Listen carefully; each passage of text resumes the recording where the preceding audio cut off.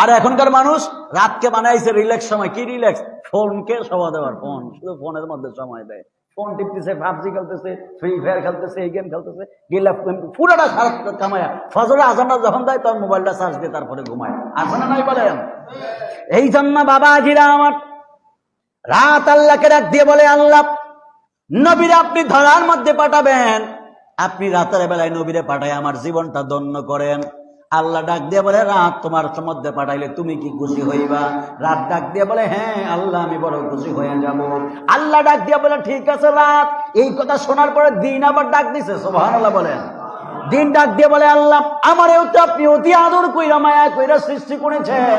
এই যে আমি আল্লাহ, আমি দিনকে তো মায়া কইরা বানাইছেন, আমি দিন তো কোনো অপরাধ করি নাই, আমি আজ পর্যন্ত আপনার কাছে কোনো কিছুই চাই নাই। ইয়া ও আল্লাহ, আমি আপনার কাছে একটা জিনিস চাই, সেটা হলো আপনি দিনের ভিতরে নবীরে পাঠাইবেন। জোরে বলেন না সুবহানাল্লাহ।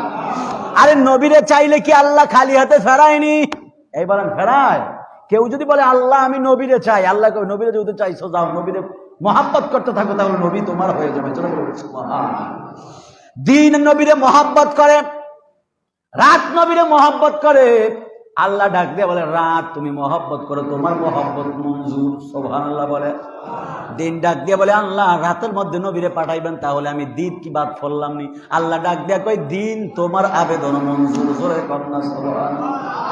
দিন এবং রাত বলতে চায় রে, রাতেও আল্লাহ বললো রাতের মধ্যে পাঠাবে, আবার দিনও আল্লাহর বললে আবার দিনের মধ্যে পাঠাবে, তাহলে আর এটা কেমনে হইলো? জোরে বলেন না সুবহানাল্লাহ। ওরে সন্ধ্যা হইল ডাক দিলে না মোরে প্রাণ দয়াল রে, সন্ধ্যা হলো ডাক দিলে না মোরে। কষ্ট হইব আপনাকে দিয়ে একটা শান মুর্শিদি টান দিলে কষ্ট হবে? আমি জানি আমার এই আউট মানুষ মহিলারা মা বোনেরা আছেন, আপনারা যারা পাগল আছেন এটা তো শুনবেন একটু। একবার শানমান না গেলে তো আবার চলে না, কারণ ঠিক না ব্যাটি করে একটু বুঝ জানিয়েন অর্থবোধক শান। আবার বায়ানোর করেন না গান গায়ে গেছি বাজান, আমি গান না আবার ভাঙ্গা দিয়ে যাবো, কারণ আমাকে সুন্নি কাটার দোষ আছে, কিছু গাইলেই কই গান গাই। ঠিক না ব্যাটি বলেন? আমরা সুন্নিরা গান গাই না, ওই সমস্ত হারামজাদাদের ফতুয়া আমরা সুন্নিরা কচু পাতাও মনে করি না। হাত তুলে বলেন ঠিক কিনা বলেন? আর ওই সমস্ত হারামজাদাদের ফতুয়া কচু পাতাও মনে করি না এগুলো বেটা। ওরে সন্ধ্যা হলো ডাক দিলে না মোরে প্রাণ দয়াল রে, সন্ধ্যা হলো ডাক দিলে না মোরে প্রাণ দয়াল রে। আর পরীক্ষার সময় নাই, কর জোরে ক্ষমা চাই। ওরে শেষের খেয়ায় না নিলায় আমারে, শেষের খেয়ায় না নিলায় আমারে প্রাণ দয়াল রে। ওরে আর পরীক্ষার সময় নাই, কর জোরে ক্ষমা চাই। শেষের খেয়ায় না নিলায় আমারে প্রাণ দয়াল রে, শেষের খেয়ায় না নিলায় আমারে।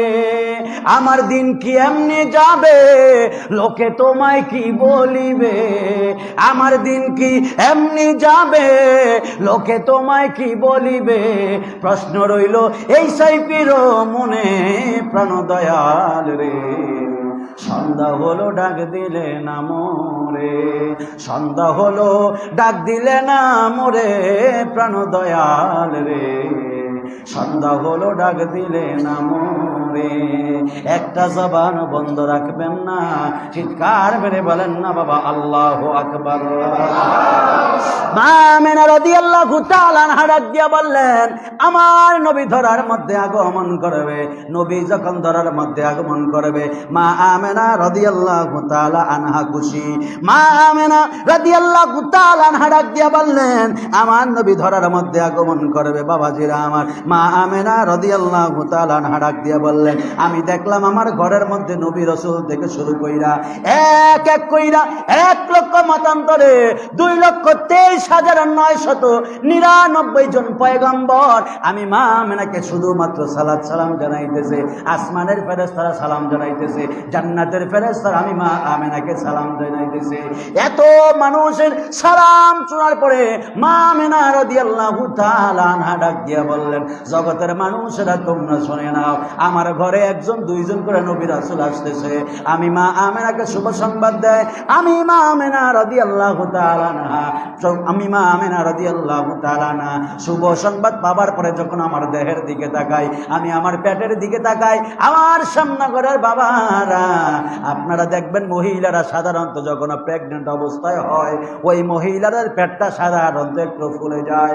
মা আমেনা রাদিয়াল্লাহু তাআলা আনহা বললেন, আমি আমার পেটের দিকে তাকাই, নবী নাকি ধরার মধ্যে আগমন করবে। আমি আমার পেটের মধ্যে তাকানোর পরে আমার দিকে পেট ফুলে না, আমি আগে যেমন ছিলাম তেমনই আছি। জোরে কন্যা সুবহানাল্লাহ।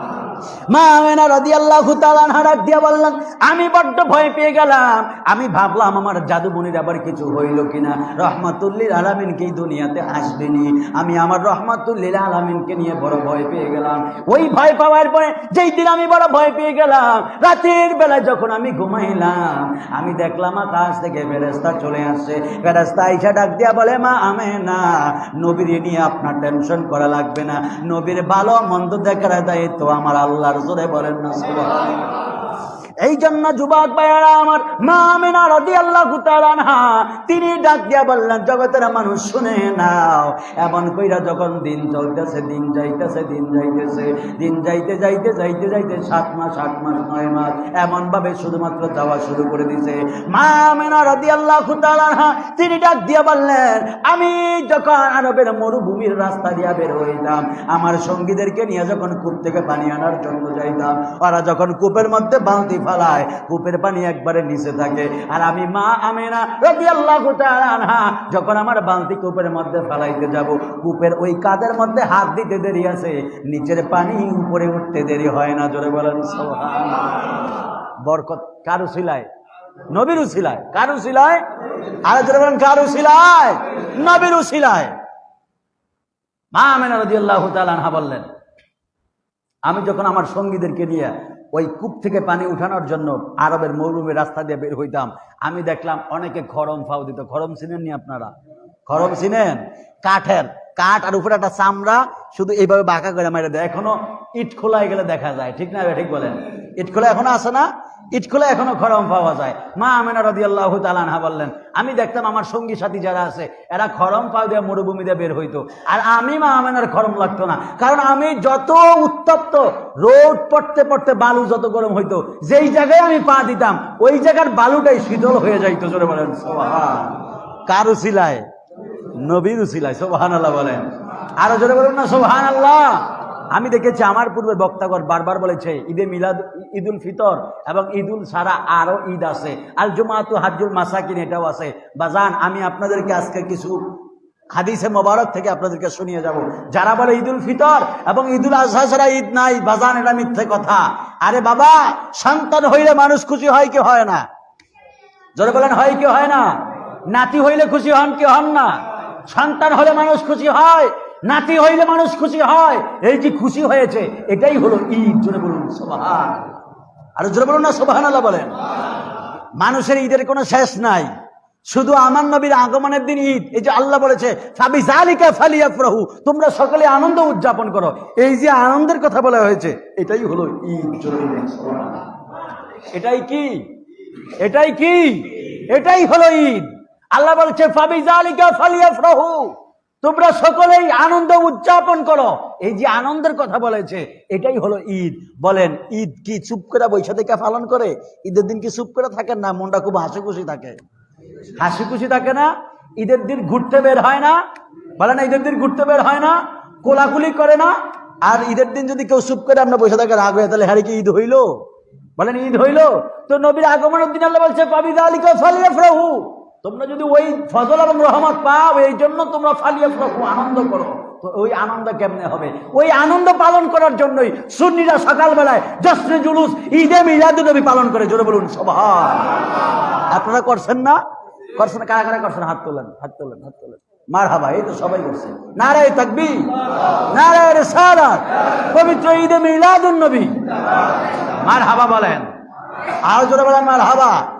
নবীর আগমনে সবাই খুশি হইতে পারে না, নবীর বয়ানে সবাই খুশি হয় না। দেখবেন নবীর বয়ান শুনে যারা মুখটা ফেসার মতো রাখে, আমার তো মন চায় ভাই ধুমধাম থাপ্পড় মেরে দিতে একবারে। মানে নবীর সম্মানের কথা শুনলে মুখটা বেজার হয়ে যায়। নবীর আজমতের কথা শুনলে বুকটা কালো হয়ে যায়। কেন? নবী নিয়ে এত শত্রুতা কেন থাকবে? বেটা তুই যখন মারা যাবি পৃথিবীর কোনো মানুষ তোর কবরে যাবে না, একমাত্র সমস্ত মানুষ তোমাকে কবরে রাখার সময় বলে দিয়ে আসবে বিসমিল্লাহি ওয়া আলা মিল্লাতি রাসূলিল্লাহ। কথা বলেন ঠিক কিনা বলেন? তুমি কবরে গেলে তোমার বন্ধু তোমার কবরে যাবে না, বিবি তোমার কবরে যাবে না, ভাই তোমার কবরে যাবে না, আত্মীয় স্বজন কবরে যাবে না, একজনের উপর হাওলা করে রেখে আসবে, তিনি হলেন রাহমাতুল লিল আলামিন। জোরে বলুন সুবহানাল্লাহ। নবীরে যখন বিসমিল্লাহি ওয়া আলা মিল্লাতি রাসূলিল্লাহ বইলা দিয়ে আসবে, দুনিয়াতে যদি নবীর বিরোধিতা করে যান, ঈদে মিলাদুন বয়ান শুনলাম মুখটা বাঁকা হয়ে যায়, কালো হয়ে যায়, ওই দিন নবীর সামনে দাঁড়ায় কেমনে কইবেন ইয়া রাসূলুল্লাহ আমার শাফাআত করেন? ওই দিন কিভাবে বলবেন? ওই দিন তো বলার কোনো সুযোগ থাকবেই না, ইয়া রাসূলুল্লাহ আমার শাফাআত করেন। হাসরের ময়দানে নবীর মোহাম্মত ছাড়া কোনো গতি নাই, ঠিক কিনা বলেন? হাসরের ময়দানে নবীর মোহাম্মত ছাড়া কোনো গতি নাই। হাসরটা আল্লাহ সাজাবেই নবীর জন্য, ঠিক কিনা বলেন? হাসর আল্লাহ সাজাবে নবীর আজমত বোঝানোর জন্য, মিজান সাজাবে আল্লাহ নবীর আজমত বোঝানোর জন্য, জান্নাত জাহান্নাম সব নবীর জন্য। জোরে বলুন সুবহানাল্লাহ। আপনারা সামনে করে যত মানুষ এনে আসছেন, কারা কারা জান্নাতি কারা কারা জাহান্নামী আল্লাহ জানে না? বলেন জানেনি? এই জোরে বলেন জানে কিনা? আল্লাহ তো সব জানে। মরার সময় কে ইমান নিয়ে মরবেন, কে বেঈমান হয়ে মরবেন আল্লাহ জানে না? তাহলে আল্লাহ তো ফাটতো, তুই তো বেঈমান হয়ে মরা যাবি, যা তোর লিগার জান্নাত, মরার পরেই যা তুই জাহান্নামে চলে যাবি, মরার পরেই তুই জান্নাতে চলে যাবি। আল্লাহ আবার কি দরকার হাসরের ময়দান সাজানোর জন্য? আল্লাহ বলেছে আমি হাসরের ময়দান সাজাইতেছি শুধুমাত্র আমার নবীর আজমত বোঝানোর জন্য। আজমত কি? 1 লক্ষ মতান্তরে 2,23,999 জন পয়গম্বর যখন বলবে আমরা পারবো না, আমাদের কোনো ক্ষমতা নাই, একজনের ক্ষমতা আছে আজকে তোমাদেরকে শাফাআত করার, তিনি হলেন আখেরি জামানা নবী, দু জাহানের বাদশা, সরকারে দু আলম, রাহমাতুল লিল আলামিন। জোরে বলুন সুবহানাল্লাহ। আল্লাহ তখন সমস্ত নবীদের সামনে আমার নবীর আজমতকে বুলন্দ করে দিবেন, বলবেন কেউ শাফাআত করলে অধিকার রাখবে না, একজন রাখবে। 1 লক্ষ মতান্তরে 2,23,999 জন পয়গম্বর সেই দিন স্যালেন্ডার করবে, একজন সেদিন মাথা উঁচু করে দাঁড়িয়ে বলবে আমি আছি তোমাদের জন্য, তিনি হলেন মুহাম্মদুর রাসূলুল্লাহ সাল্লাল্লাহু আলাইহি ওয়াসাল্লাম। জোরে বলুন সুবহানাল্লাহ। তাহলে সেই নবীর কি মহব্বত দরকার আসেনি? আরো জোরে বলেন আসেনি? আরো জোরে বলেন আসেনি? বেহেশতেরি পাতায় পাতায় লতায় লতায় নবীর নাম, আর সে আল্লাহর নামের পাশে নূর নবীর মনোগ্রাম, আর সে আল্লাহর নামের পাশে নূর নবীর মনোগ্রাম। আল্লাহ ব্যস্ত বানালেন নবীর প্রেমেতে, আল্লাহ ব্যস্ত বানালেন নবীর প্রেমেতে, দুনিয়া বানালেন নবীর শান বুঝাতে, হাসর করাবেন নবীর শান বুঝাতে। কেন এত ভালো লাগে আমার নূর নবীর নাম, আর ভালো লাগে নবীর দরুদ সালাম, নবীর দরুদ সালাম, নবীর দরুদ সালাম, নবীর দরুদ সালাম, নবীর দরুদ সালাম। একটা জবান বন্ধ রাখবেন না, চিৎকার মেরে বলেন না বাবা আল্লাহু আকবার। মা আমিনা রাদিয়াল্লাহু তাআলা আনহা ডাক দিয়ে বললেন আমি আমার সঙ্গীদেরকে নিয়ে যখন ওই কূপ থেকে পানি উঠানোর জন্য আমি মা আমিনা যখন কারবা আমি মা আমিনা রাদিয়াল্লাহু তাআলা আনহা যখন ওই মরুভূমি দিয়ে রওনা দিতাম, আমি দেখলাম যে এই জায়গার মধ্যে আমি মা আমিনার কদম মোবারক পড়বে, ওই জায়গাটা সাথে সাথে একবারে শান্ত হয়ে যায়, ওই জায়গাটা একবারে সাথে সাথে শীতল হয়ে যায়। মা আমিনা রাদিয়াল্লাহু তাআলা আনহা বললেন আমি ঘটনাটা একবারে সংক্ষেপ করে দিই, বাজান সময় কম, কারণ প্রধান বক্তা যিনি ইনি এসেছেন উনি আপনাদেরকে প্রাণ ভরে বয়ান শোনাবেন। মা আমিনা রাদিয়াল্লাহু তাআলা আনহা ডাক দিয়ে বললেন জগতের মানুষেরা শুনে নাও, আমি যখন দেখলাম 9 মাস 10 মাস হয়ে গেল আমার নবী নাকি ধরার মধ্যে আগমন করবে, 1 জন 2 জন 3 জন এমনি করে পয়গম্বরগণ আইসা আইসা আমি মা আমিনারে শুভ সংবাদ জানাই, আমি মা আমিনারে সালাম জানাই, এমন করে শুভ সংবাদ দিতে আছে, শুভ সংবাদ দিতে আছে। আমি এখন ভাবলাম আমার নবী ধরার মধ্যে আগমন করবে।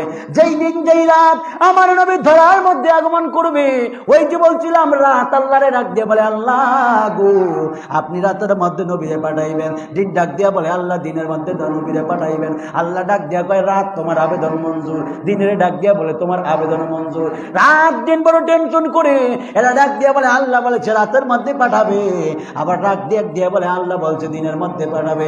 আল্লাহ ডাক দিয়া বলে রাত এই দিন আমি দুইজনের দোয়া কবুল করলাম, আমি দুইজনের মধ্যে আমার নবীরে প্রেরণ করবো। জোরে বলেন সুবহানাল্লাহ। মা আমিনা রাদিয়াল্লাহু তাআলা ডাক দিয়া বললেন আমি শুভ সংবাদ পেতেছি, আজকে রজনীতে নাকি আমার নবী আগমন করবে। আমি মা আমিনা আমার পেটের মধ্যে হাত বুলাই, দেখি আমার পেট তেমন ফোলা দেখা যায় না। আমি মা আমিনা বড় টেনশনের মধ্যে পড়ে গেলাম।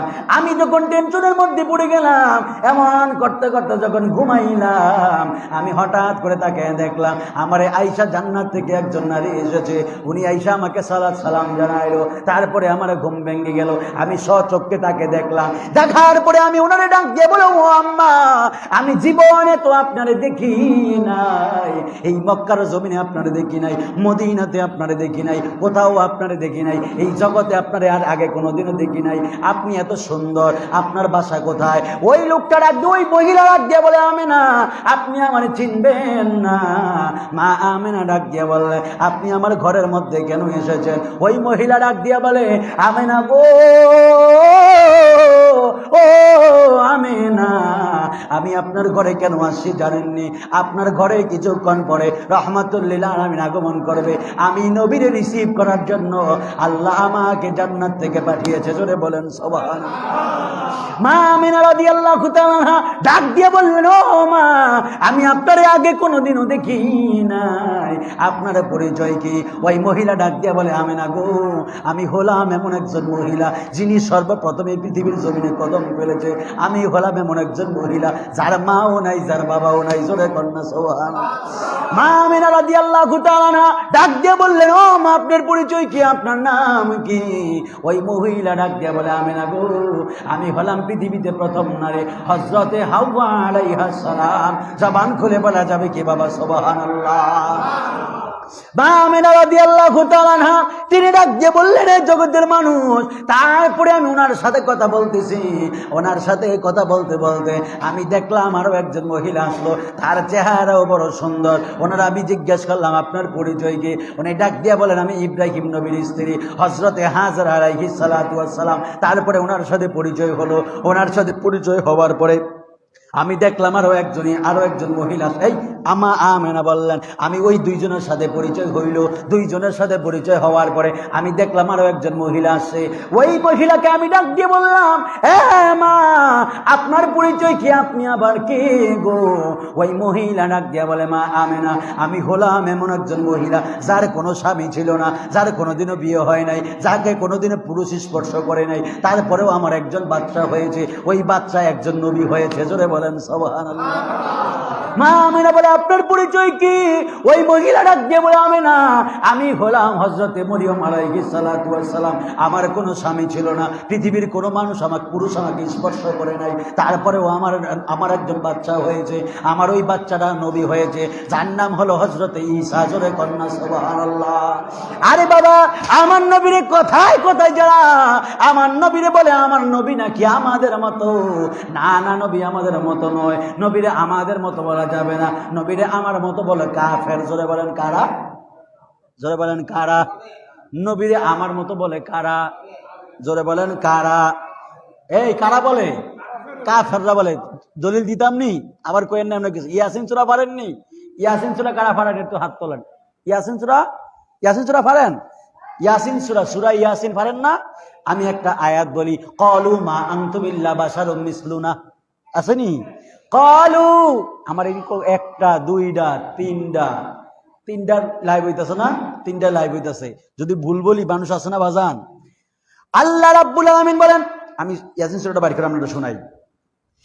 এই যে নবীকে যারা নবীকে যারা নিজের মতো বলে এরা হলো কাফের।